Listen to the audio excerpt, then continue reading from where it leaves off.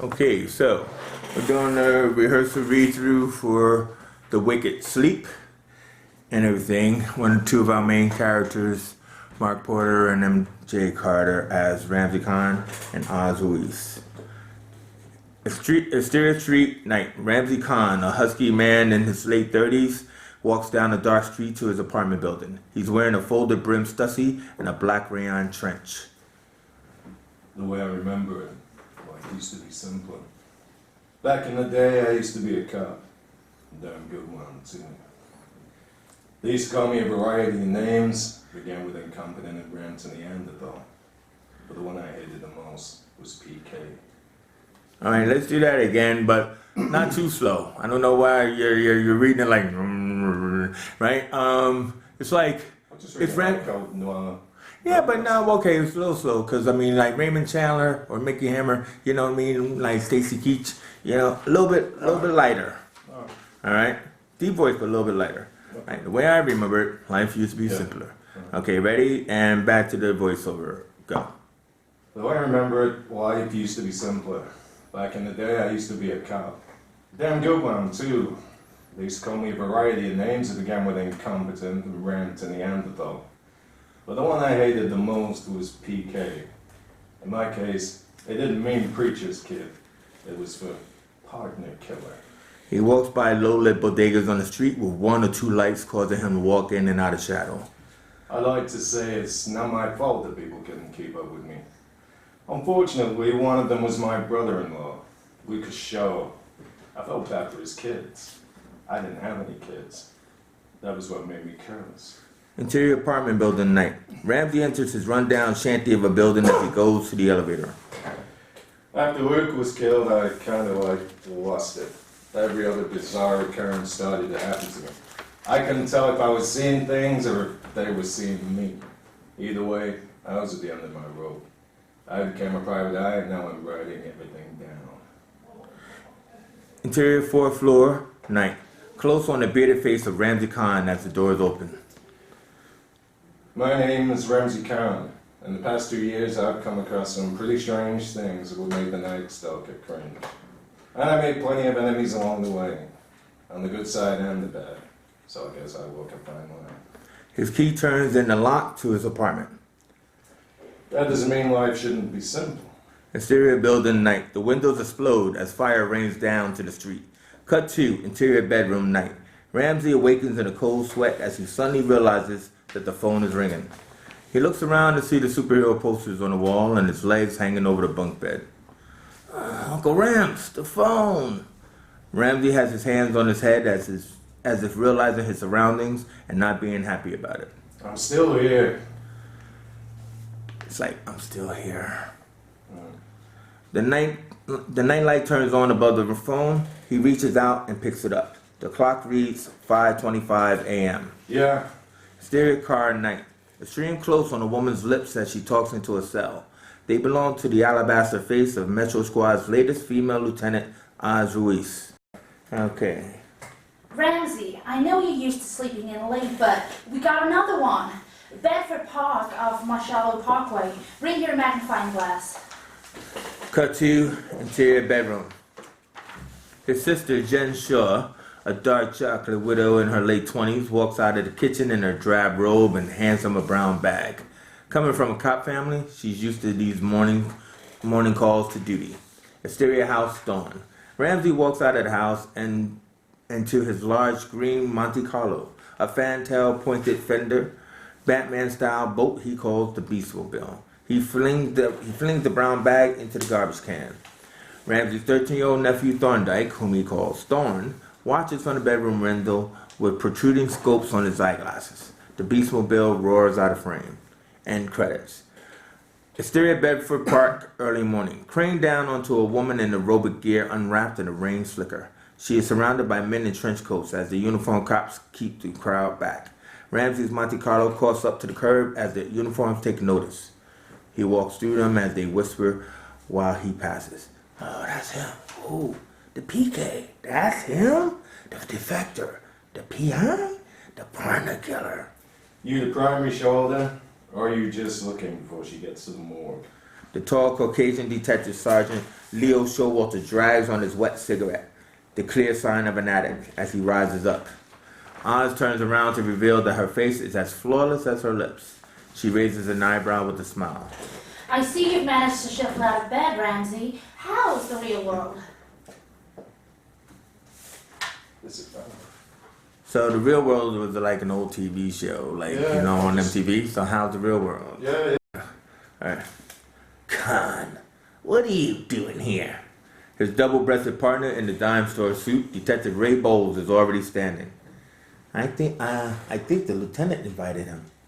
They used to be partners, you know. Showalter gives a discerning glance to his partner. Shut up, Roy. I know that. Old habits die hard, huh, Con? She can't seem to wipe her ass without you coming along and handing her the tissues. That's one warped way of looking at it. Now she's up my ass. How does that feel, Con? You tell me. It's your ass. Con walks up to the female lieutenant who's talking to the forensics crew. Hey, Ozzy. Oz turns around to reveal that her face is as flawless as her lips. She raises an eyebrow with a smile. Do you want me to do it with an accent? Yeah. I see you've managed to shuffle out of bed, Ramsey. How's the real world? I'm a detective, not a critic. Low angle. Ramsey kneels down as seen through a concave lens of the girl's glasses. In the darkness, her glasses reflect the lights around her and appear to be full white lenses. So this is number 3. Always on a rainy night, isn't it, Oz? Ramsey looks down at Karen's beautiful but empty face. He lifts the glasses to a shocking reveal that her eye sockets are a bloody pulp. Her eyeballs have been emptied as if someone has dug them out with their fingers. What did you see, baby? Showalter can't take this anymore. Lieutenant, I've got a protest here. Everybody knows that profiling crap doesn't work. You're not a superhero, Con. No ancient Chinese secrets here. You're a partner with the Indian anyway. Ramsey rises up without a smile. Oh, I'm sorry. Your dead partner. What's your problem with Showalter? My problem is that you're a private citizen, Con, an average Joe with an average life. Leave these streets to the professionals. I did, and there've been 3 murders on them. Maybe I should come back on number 5. Oz lowers her head because this scene is escalating beyond her control. She has to take charge. Gentlemen, not here. This is a crime scene. My crime scene, Lieutenant, where I am the primary. Last time I checked, your ex-boyfriend here. Alright, I think that's supposed to say, I think that's your line, partner. Because the Oz is at the bottom of the page. Alright. Partner? He was my partner, Showalter. As in cop, homicide. You're seriously crossing the line here, Sergeant. Whereas I'm a lieutenant, and I can do whatever the fuck, bring whoever the fuck I want to the blue line in this case. Understood? He was thrown off the force. He was defected without consent. Understood? Ramsey rises into frame. Actually, that's left without protest, but don't let me interrupt. Listen, me, Con. I don't like you. I never liked you. Hell, your own mama don't like you. I know you ain't got nothing to do with yourself but snap cheating husbands and roll over old ladies, but you're slowing down the process here. So if I were you, I'd leave the detecting to the real detectives and go back home to your fat sister and the 3 little pigs. Oh, God. Ramsey rises, but Ramsey slowly rises, but Oz knows to step in when Ramsey springs for Showalter. Showalter leans in for the punch. Hey! Last time I checked, I was in charge of this homicide. This is the 3rd number in 2 weeks, and we still have 0 suspects. Now, however unorthodox, I called in Ramsey here strictly on an advisory. Thank you. Basis, because I feel we could use the help. Now, we're looking for a killer. What are you looking for? Showalter is speechless as Bowles lowers his head. The crowd of police officers and people stand about silently in the rain. I thought so. Now keep your derogatory comments and indecency remarks to yourself. Incendiary. Sorry. And make pretend that you're busy. You're good at that. Showalter sighs as Ramsey drops below frame again. Oz is in the background with Bowles. Now, Bowles, break it down for him. Her name was Karen Streever, a 21-year-old student at BMCC, a theater arts program. Neighbors said she wanted to be a dancer. Ramsey continued the cursory examination of the body. Maybe she ought to have tried track. You should speak louder, Showalter. I don't think the paparazzi heard you. Showalter reacts as Bowles coughs and then continues. She got off work at the Virgin Mega Store at around 8 p.m. She then went to her hip-hop class at the Broadway Dance Center. That took about 2 hours, and then she hopped onto the D train at 59th Street. It took her approximately 40 minutes to reach the second-to-last stop at Bedford Park Boulevard. Excuse me, Ray. Just how in the hell did you happen upon all of the detailed information? I collated. You can't beat that with a bet. What do you make of our pre-order? Perps, modus operandi. Ramsey?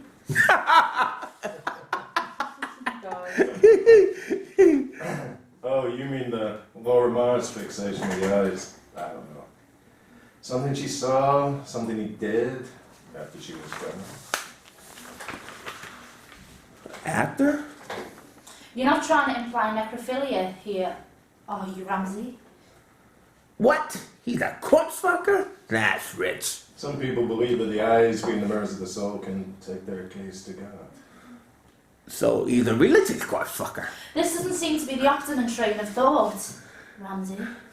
Yeah, I mean, her clothes are still on. Low angle. The four of them are standing over the body.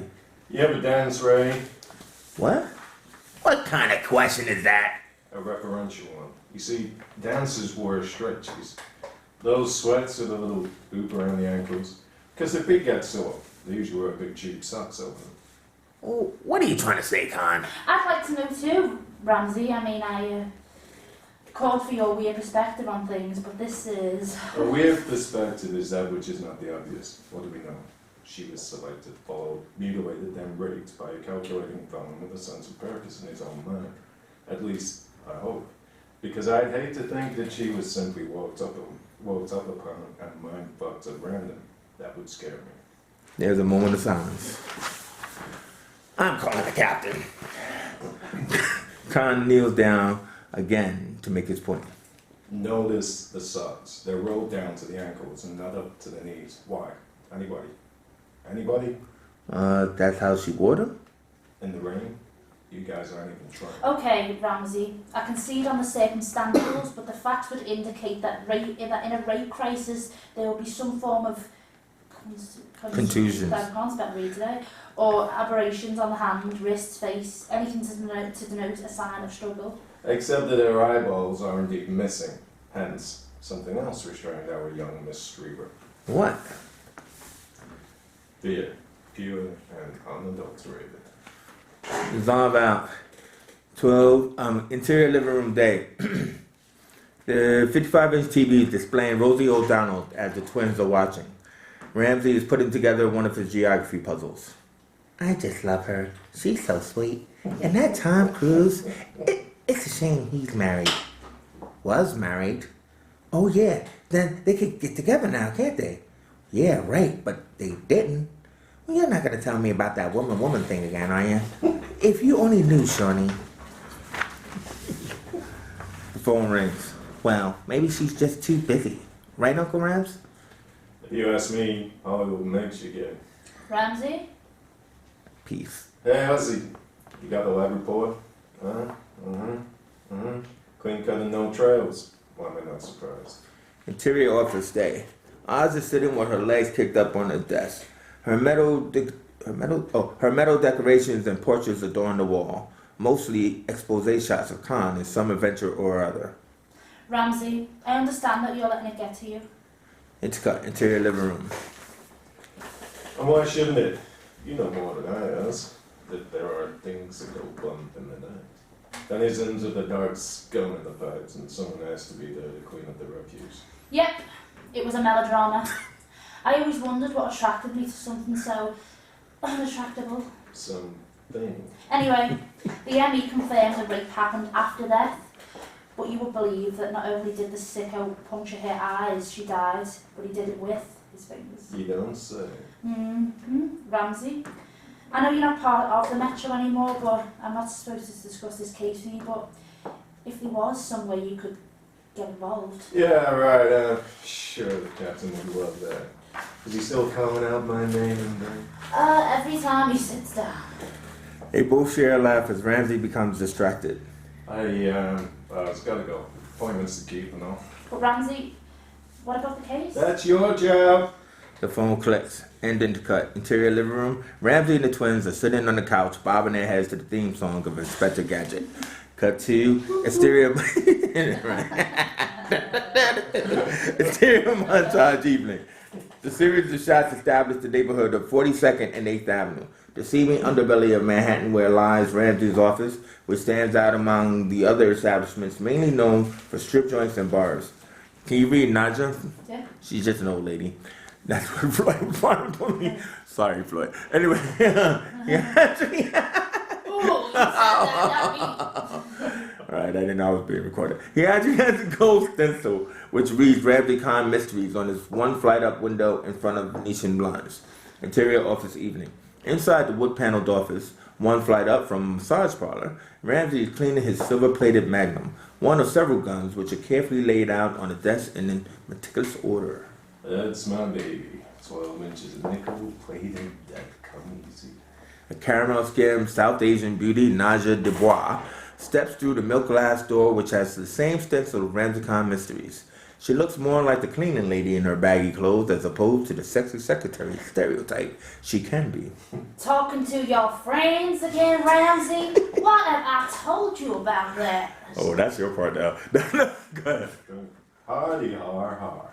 I told you once, I've told you plenty of times. There are only a few things in life you can trust. To me, they're all explosive. He points the Magnum and his 9mm Desert Eagle he calls the Equalizer at the camera. Do the words "get a laugh" mean anything to you? The TV show with that Bo Tostitos guy? You would say that. She drops off the police file on the serial killings with a smarmy look. Not yet.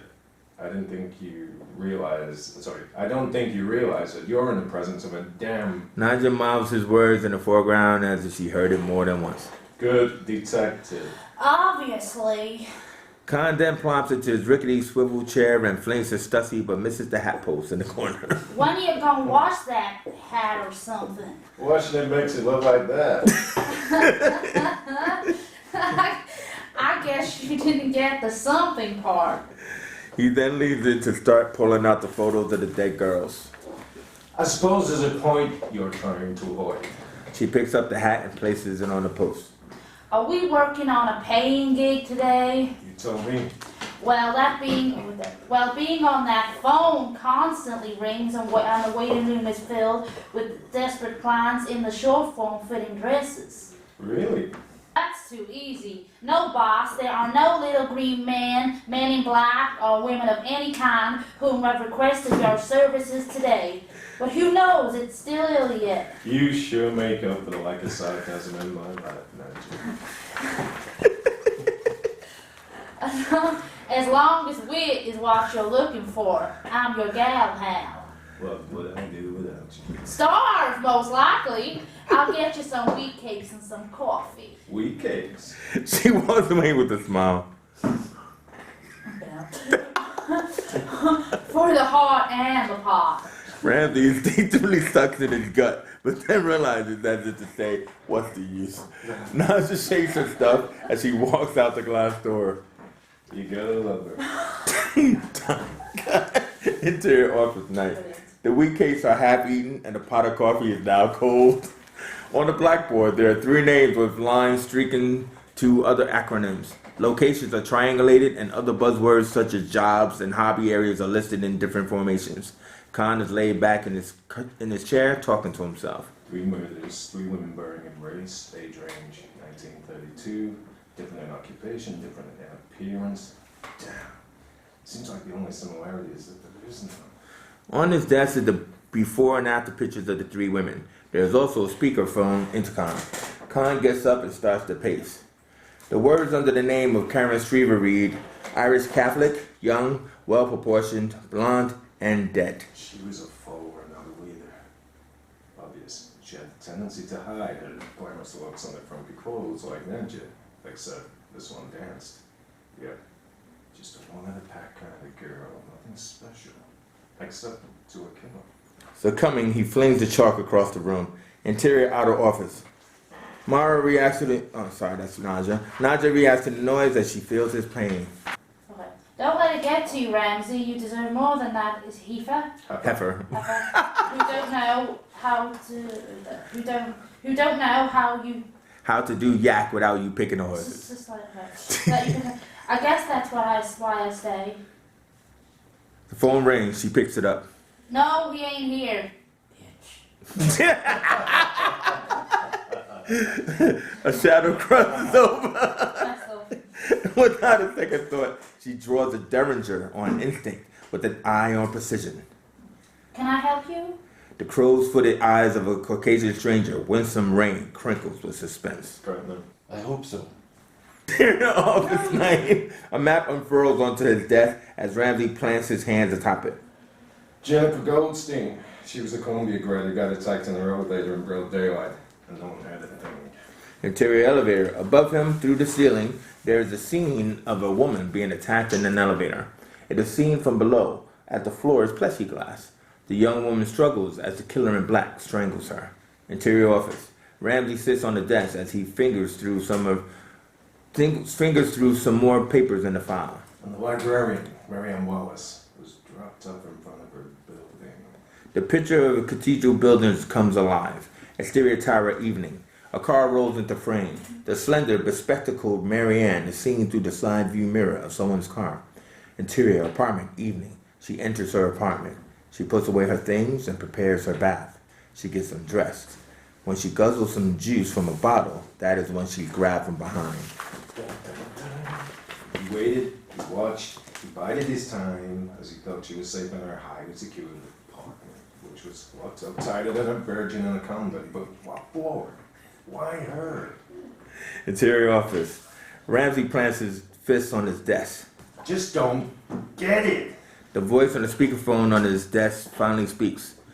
Now's not the time to discuss your sex life, Unc.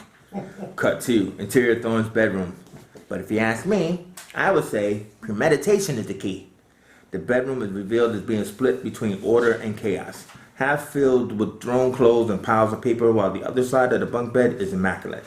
Thorne is sitting in his rolling swivel chair in front of a computer network of monitors and a submerged icons keyboard. This is Thorne Shore, a bespectacled boy genius with a fade haircut and his element as Ramsey's sidekick. Murder is the only thing he and his uncle have in common. You think?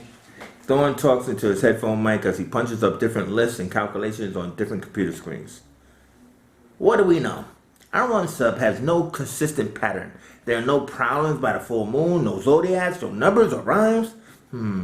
Everything seems to point to this guy being a madman except for his psychological makeup.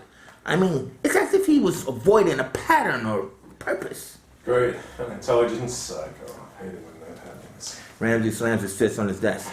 Unc, a melodrama. Oh, sorry. Interior Thorne's bedroom. You know, I'm thinking, could the first kill have been an accident? An illusion of affection gone too far to the point of no return? Interior office. Zoom into Ramsey's face as he thinks about it. His conscious is probably fighting with the subconscious. The superego versus the id. What a battle. For me without my camera. Ramsey suddenly notices an oblong but elongated shape outside his milk glass door. Unc, don't you take anything seriously? Unc? Unc! Interior Thorne's bedroom. The phone clicks. I can't believe he hung up on me. And then the cut. Interior office. Close on Ramsey as he slides out his desk drawer and chooses his smallest gun. Come to Papa, baby. He checks the bullets inside his Smith & Wesson barrel. Slowly and softly, he shuts the chamber. The shadow outside the door unwavers. Nadja, where's the copy, sweetheart? Worry begins to set in as Ramsey now rises out of his squeaky chair as the scratching floor is the only sound heard. Ramsey proceeds to creep towards the shadow in the doorway with his guns raised. The phone rings. Startled, Ramsey fires and the plastic shards explode in various directions away from him. Nadja steps into the hole in the doorway, lifting up the full-size 3D poster of Ramsey Khan. Ramsey, Relax. You act as if you can't take a joke. My cardboard cutout. Your gift from DCTV. It seems that in that case of the transparent image has another wrinkle to it. That's not funny. I could have shot you. I doubt it. Swiftly, Ramsey spins around and presses his gun into the stranger's gut. Winston Rain stands at a stout 5'8", a man of industry in his 50s with grand temples. Suddenly, he spearhands parries Karen's wrist and swipes the Smith & Wesson from his hand. Hesitation. You should have fired. How'd you do that? Nadja smirks as she brings them a fresh pot of tea.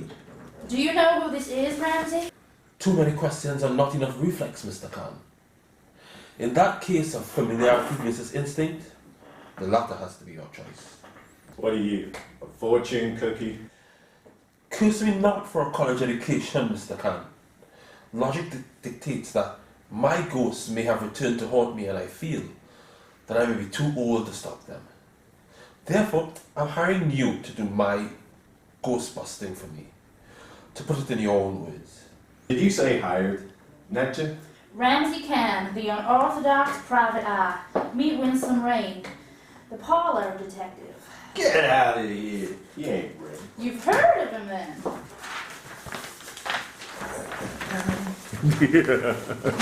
Of course I have. I'm a damn good detective, you know? Rain was the real life Night Stalker. The detective who fought the creatures of the night with a touch of magic of his own. Nadja leans into Ramsey's ear. Myra's Nadja. Yeah? Remind you of anybody? They were simply politics. This ain't Halloween, bud. Once the Rain's dead, everybody knows that. You mean that everybody believes that? Because that's what I want them to believe. Khan passes him and sits back down on his desk. Yeah, right. I know it's the Easter Bunny one. You're skeptical, I see. That's understandable given your background. Background. Either way, Mr. Khan, I have come far to bury the dead. Can we talk? Sure thing, Mr. Rain. I'm game. Just so happens I could use a break.